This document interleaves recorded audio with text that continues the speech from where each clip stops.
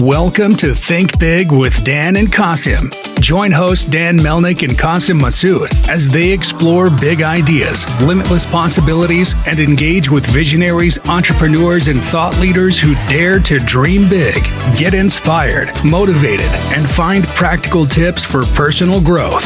Think big, dream bigger, and ignite your potential.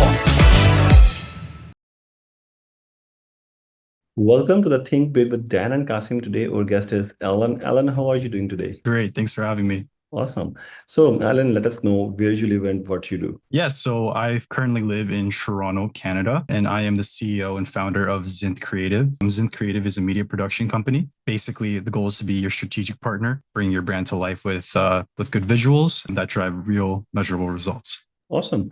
So, what are your responsibilities in the company? Because I know our founder may have multiple hats. So, how many hats you are wearing at this time? All the hats right now. So right now, it's just two of us that have like the core full-time team. We do have like a network of contractors that we work with if, let's say, we need a graphic designer or another social media manager, for example. But yeah, I do the back end from the finances to the client relations to the acquisition calls, pretty much everything. Even by practice, I'm a videographer and video editor. So I do that as well. The goal is to outsource that, obviously, to get more people on the team to help out with that. But yeah, pretty much right now, all the hats.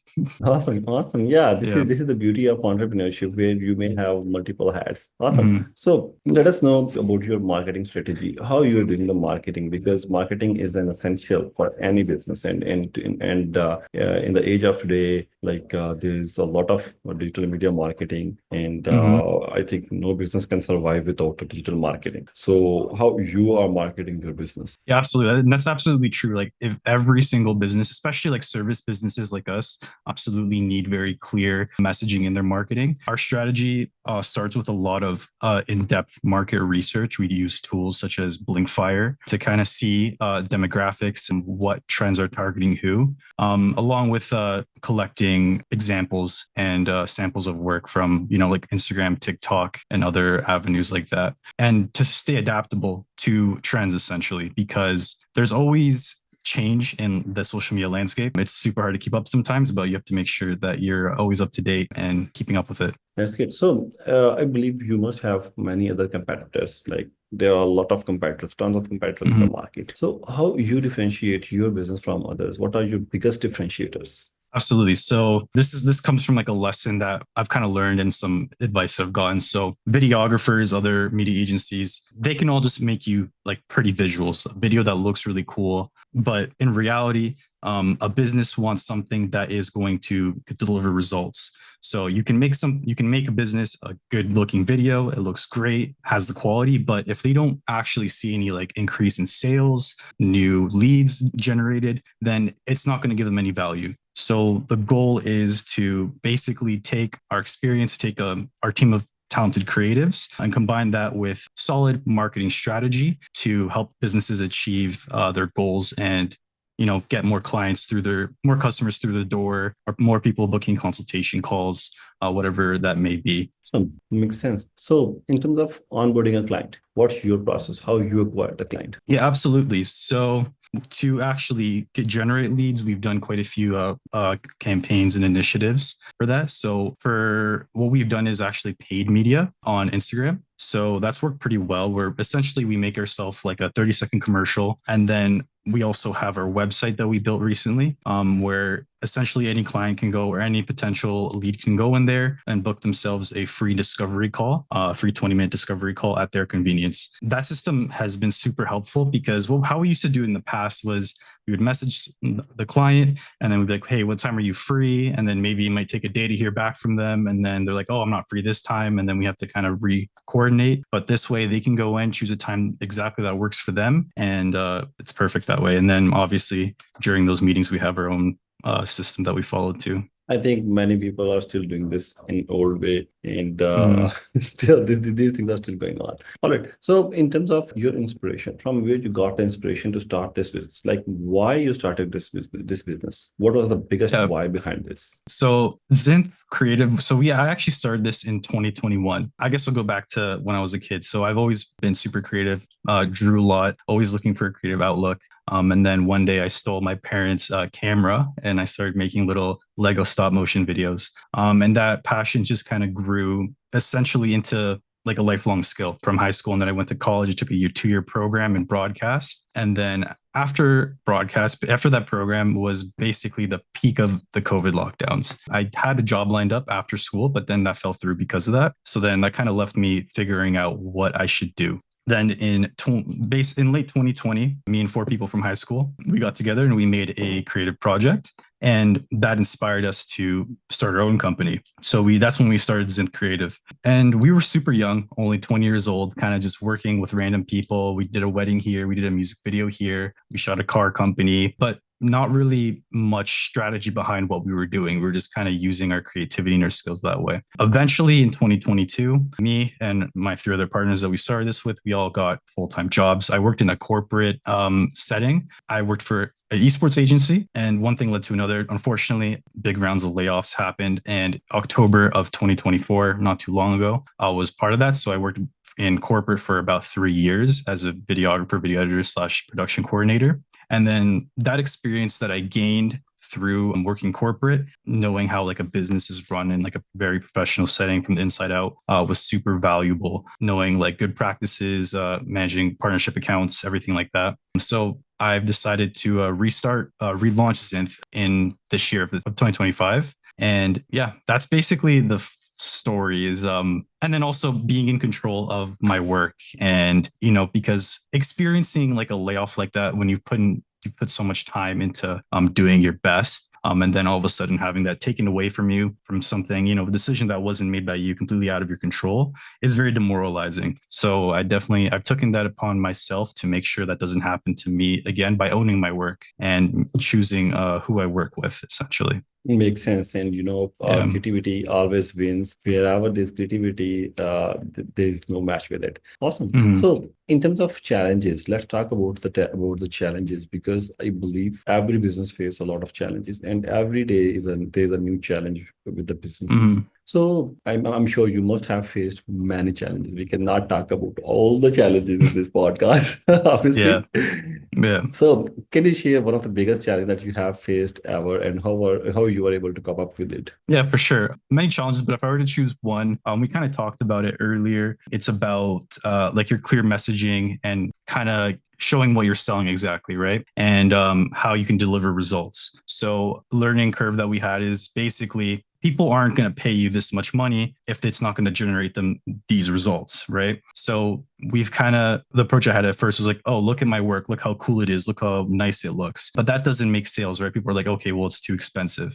But then if you couple that with, this is the work and then this is what it did for somebody or did for a business or a brand, and that's super helpful. So that big challenge has definitely been like transitioning my messaging and mindset to more of a different approach, business to business approach, essentially. Makes sense. Have you ever thought about the pivoting when you are, because a creative mind may think about hundreds of ideas every day. So have you ever considered pivoting towards different niches within your business? Have you ever thought about pivot in niches? Like in terms of like the people who we work with, our clients? Yeah, who you work with and who are your clients, or maybe the work that you are doing. Maybe today there's a new idea in your mind, and you say, okay, from now onward, we will just do the performance marketing or something like that. Got it. Yeah. So yeah, we have done that. So in 2021 or 2022, we worked with a lot of up and coming music artists in the Toronto area, in the Toronto scene. So we actually pivoted at one point to be specifically for music artists, up and coming music artists. There's one big problem with that in Toronto. Obviously, it's if they're up and coming music artists, they don't have any money, right? So it's kind of hard to kind of make a career and build a business off of that. So we've moved away from that. We still work with music artists if it makes sense. But in terms of niches, we work with mainly small businesses. I know that's not very niche, but we're pretty much an extension of your business, a strategic partner for you, and we'll adapt to your business's needs, because every business has very special needs and specific people they want to target. And we believe that we do a good job at making sure that you're targeting those right people. Makes sense. All right. So in terms of goals, every company sets their goals.